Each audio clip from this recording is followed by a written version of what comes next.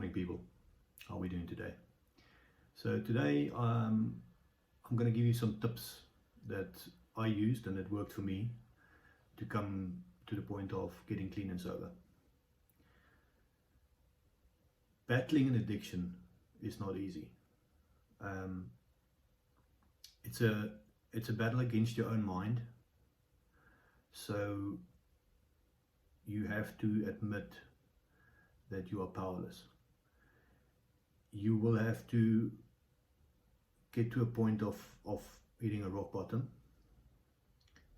and there's a saying that goes that the pain of the addiction needs to become greater than the pain of self-discipline and recovery,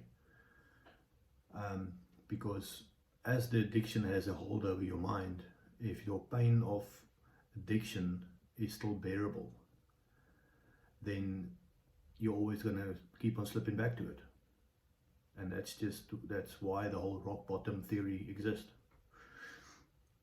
So to start off with, you got to put down the substance or stop the behavior, and then ideally you want to be going into some kind of facility, a rehab clinic of some sort.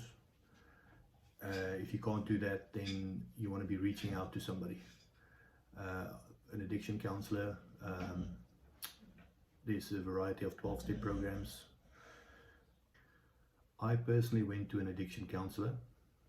We did sessions of an hour once a week for probably about 6 months, and he helped me a lot. After about 6 months, I joined the 12-step program. I did not go into a rehab facility,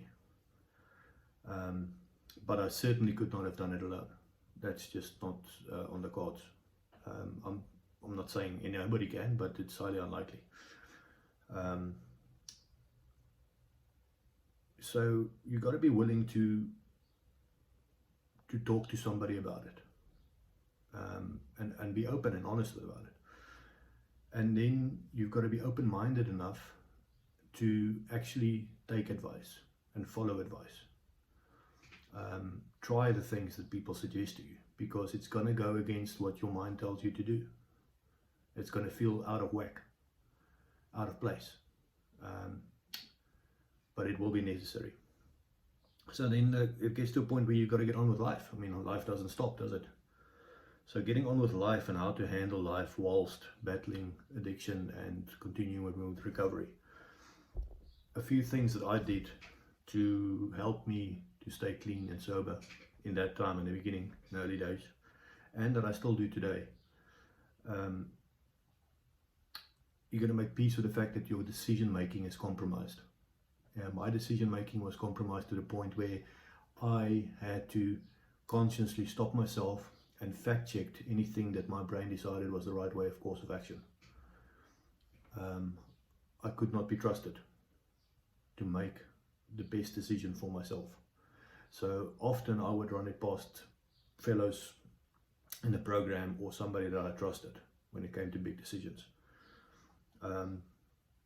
You have to make peace with the fact that you are powerless over this addiction. If you pick up one, whether it be substance, a drink, this first step of the behavior, whatever, if you start, you will be powerless to stop. That's what addiction is. And then bargaining. No bargaining with yourself. As a human being, I believe that we know when we are acting right and when we are acting wrong. Your subconscious knows this. So if you find yourself wanting to do something or considering doing something, but you're convincing yourself in your mind, you're bargaining with yourself. Well, this time would be different. Just once. No, I need this thing. I know I can't really afford it. All these kind of situations. Then, as you bargain with yourself, that's a sign that it's a no. Anytime you bargain with yourself, it's a no.